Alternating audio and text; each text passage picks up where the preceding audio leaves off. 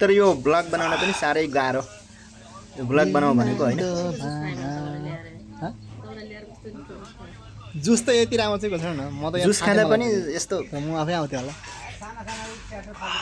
गर्मी चाहिँ साह्रै के यस्तो गर्मीमा के गर्नु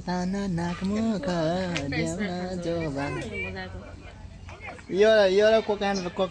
जुस र कोक फ्यान्टा उस्तै उस्तै हो क्या कोक फ्यान्टामा पनि सेम सेम हुन्छ होला तर यो फ्रेस हुन्छ नि त हैन के हो हैन त नुन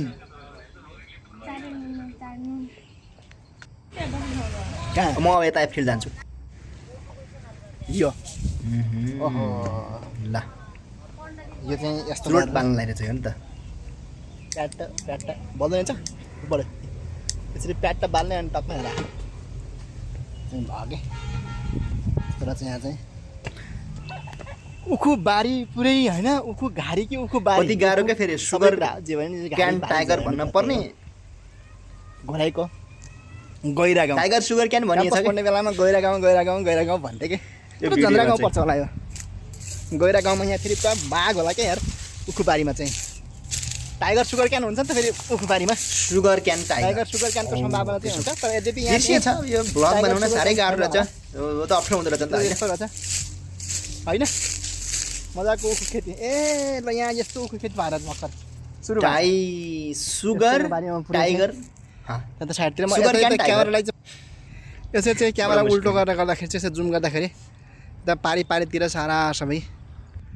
यतातिर यो चाहिँ भार लगाएर छ यो उखु चाहिँ अहिले भटाभट जुस बनिरहेको छ हामी दनादन खाने मान्छेहरू आउनु भएको छ खानु भएको जानु भएको छ त होइन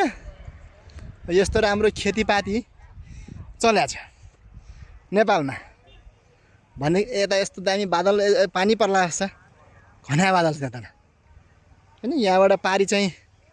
यो धारा पानी यता पारीतिर गयो भने बाटो यहाँबाट यही बाटैबाट हामी चाहिँ धारा पानी पनि पुग्न सक्छौँ धारा पानीमा चाहिँ पाण्डवेश्वर महादेवको मन्दिर होइन अग्लो त्रिशूलको दर्शन गर्ने ओम कुण्ड बडो राम्रो चाहिँ धार्मिक पर्यटकीय क्षेत्र यो पनि कृषि पर्यटक क्षेत्र भइसक्यो अहिले एग्रो टुरिज्म भनेपछि यसैलाई बुझ्नु पर्यो यहाँ आउने बस्ने खाने रमाइलो गर्ने हुने भयो सरकारले 2 दिन बिदा दिएको छ हप्तामा सन्डे स्याटरडे चाहिँ घर बस्ने सन्डे चाहिँ यसरी घुम्ने मन्डे चाहिँ बिहान 9 बजे अफिस पुग्ने